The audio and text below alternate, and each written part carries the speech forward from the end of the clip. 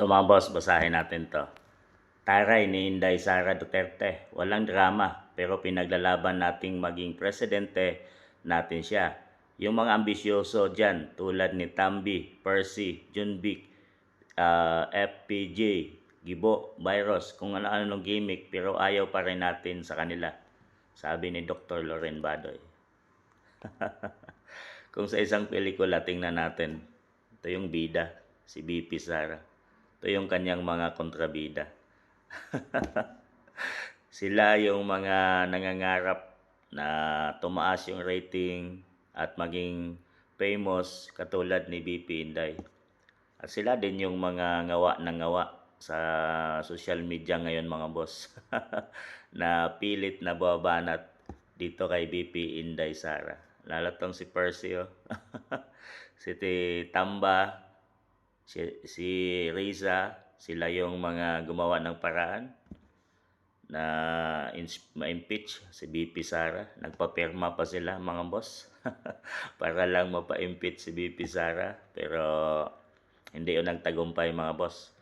Pero gagawa sila ng sa 2026, tutuloy na naman nila yung impeachment para talagang hindi na makatakbo sa 2028 election si BP Inday Sara. Bakit kasi kung talagang malakas sila mga boss at naniniwala sila sa kakayahan sa sarili nila na talagang magaling sila, Riza, Tambi, Percy, Junbic, Gibo, kung talagang malakas sila, bakit doon sila lumaban ng patas at kalabanin nila sa 2028 si BP Inday. Hindi yung kung ano-anong sinasampa pa nilang kaso.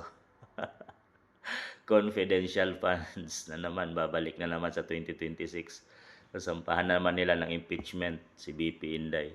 Ba't nila lumaban ng patas? Para tingnan natin, idaan sa eleksyon kung sino ba talaga ang pipiliin ng taong bayan.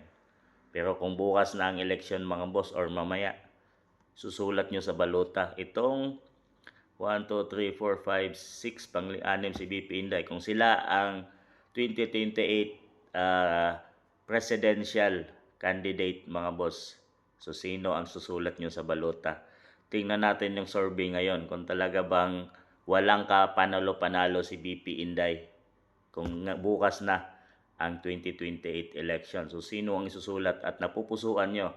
Sino ba talaga ang gusto nyong uupo at mamumuno sa ating bansa sa 2028 mga boss? So ito, pagpilian nyo na mga boss, at sino ba ko ang karapat-dapat na ilagay at mahalal at maging commander-in-chief ng bansang Pilipinas na hindi na mauulit ang mga ganitong korupsyon at siya na ang lilinis para tayong mga Pilipino ay magkaroon naman ng ginhawa sa buhay.